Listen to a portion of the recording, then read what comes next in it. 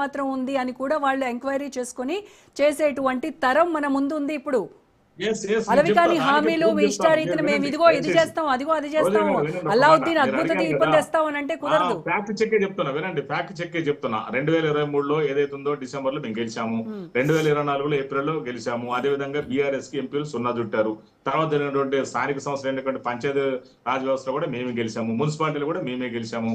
మరి వాళ్ళ సిట్టింగ్ సీట్లు బై ఎలక్షన్ లో సికింద్రాబాద్ కంటోన్మెంట్ కావచ్చు, అదే విధంగా జూబ్లీ హిల్స్ నవీన్ యాదవ్ బంపర్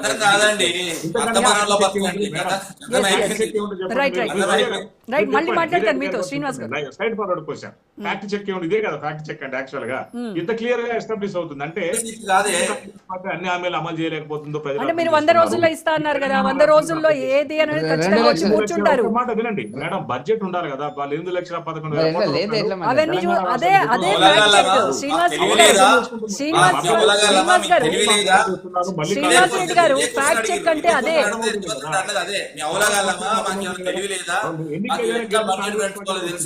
ఏమర్థం అవుతుంది మనకు? సో కాంగ్రెస్ పార్టీ సరిగ్గా చేయగలదని యూత్ మొత్తం అర్థం చేస్తున్నారు. అందుకని మాకు ప్రతి ఓట్లలో కూడా ప్రతి ఎన్నిక ఏదైనా కూడా విజయం కాంగ్రెస్ పార్టీకి వస్తుంది. అదే fact check very clear. Ramurthy garu, Congress youth కోసం చేసినటువంటి ఏవైతే వాళ్ళు చెప్పిన హామీలు ఏవైతే ఉన్నాయో అవన్నీ కూడా నెరవేరుస్తాం కాబట్టి ఖచ్చితంగా యూత్ ఇప్పుడేంటి ఎప్పటి నుంచో గత దశాబ్దాల కాలం నుంచి కూడా మా వెంటే ఉన్నారు అని చెప్తూ ఉన్నారు. సో కేటీఆర్ ఏం చెప్తున్నారంటే ఎవరితో అయితే పెట్టుకోకూడదో వాళ్లతో పెట్టుకుంది, కొరివితో తలగొక్కున్నట్టు అయింది బీజేపీ పరిస్థితి. అయితే జెన్జీ అనేది చాలా అంటే ముందు ముందు తరాలన్నీ రాజకీయాలన్నీ కూడా వాళ్ళ చేతుల్లోనే ఉండబోతున్నాయి కాబట్టి ప్రతి పార్టీ కూడా ఇంక్లూడింగ్ బీఆర్ఎస్ పార్టీ యువ సంగ్రామ సదస్సులు కూడా మీరు పెట్టి యూత్ ని అట్రాక్ట్ చేసేటువంటి పనిలో ఉన్నారు. సో మరి మీరు యూత్ కి చెప్పేటువంటి మెసేజ్ ఏంటి? ఆ రుచేందో మాకు తెలుసా అండి. యువత ముఖ్యంగా ఏ విధంగా రెస్పాండ్ అవుతారో, ఏ విధంగా సిచ్యువేషన్స్ ఉంటాయి అంటే వాస్తవంగా మేము చూసాము కాబట్టి, గతంలో మాకు ఎక్స్పీరియన్స్ అయింది కాబట్టి మేము క్లియర్ గా చెప్పడం జరిగింది. ముఖ్యంగా ఏదైతే 15 సంవత్సరాల నుంచి 29 సంవత్సరాల యూత్ ఏ విధంగా ఉందంటే, ఇప్పుడు వాళ్ళు చాలా మంది విద్యార్థులు ఉన్నారు. అందులో ప్రైవేట్ ఉద్యోగులు, దాంతో పాటు ప్రభుత్వ ఉద్యోగులు కూడా కొంతమంది ఉన్నారు. అదే విధంగా నిరుద్యోగులు చాలా మేజర్ గా ఉన్నారు. అదే విధంగా రాజకీయాల్లో ఉన్న కొంత యువత కూడా ఉన్నది. అదే విధంగా యువ పారిశ్రామికవేత్తలు కూడా ఉన్నారు. వీళ్ళంతా సత్వర న్యాయం, అదే విధంగా సత్వర పరిష్కారం కోరుకుంటున్నారు. అంతే తప్ప ఎన్ని అబద్ధాలు ఆడినా ఏం చెప్పినా కూడా వాళ్ళు క్రాస్ చెక్, మీరు మంచిగా చెప్పారు రోజా గారు, ఎందుకంటే క్రాస్ చెక్ చేసుకుంటున్నారు. ఎందుకంటే వాళ్ళు ఏ విధంగా కూడా క్రాస్ చెక్ అయింది కదా రామ్మూర్తి గారు. అదే క్రాస్ చెక్ ప్రూఫ్ అయిందని చెప్పాను కదా నేను ఇందాక. ఎన్నికేదైనా గెలుపు కాంగ్రెస్ వస్తుంది, అదే క్రాస్ చెక్, అదే ప్రూఫ్. మన గెలుపు మన బల్పు పెంచద్దని చెప్తున్నా. ఎందుకంటే మళ్ళీ కూడా చెప్తున్నా, ఏ గెలుపైనా బల్పు పెంచద్దు ఎవరికైనా, అది మాకైనా మీకైనా ఎవరికైనా. ఇప్పుడు మాట్లాడే ముందు హద్దులు ఉండాలి. దేనికైనా కూడా ఒక పరిష్కారం. యూత్ ఏం కోరుకుంటున్నారు, ఏం ఆలోచిస్తున్నారు, గది మాట్లాడుకుంటుంది తప్ప గతంలో మీ ఎన్నికల్లో గెలిచినాం, ఈ ఎన్నికలు గెలిచిన తర్వాత యూత్ అంతా ఆధిక్యం ఉన్నది.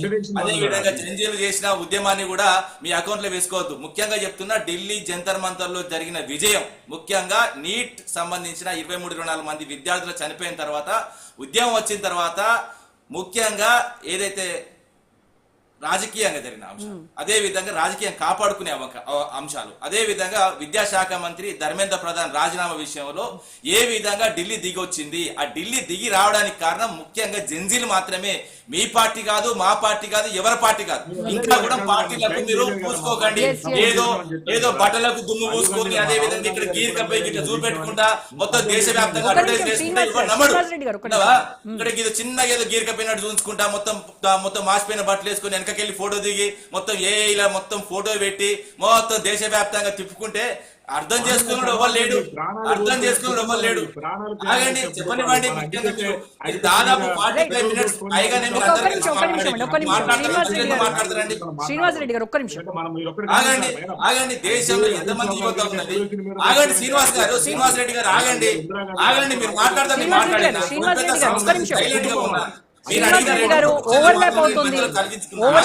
ఒక్క నిమిషం ఆగండి. ఒక్క నిమిషం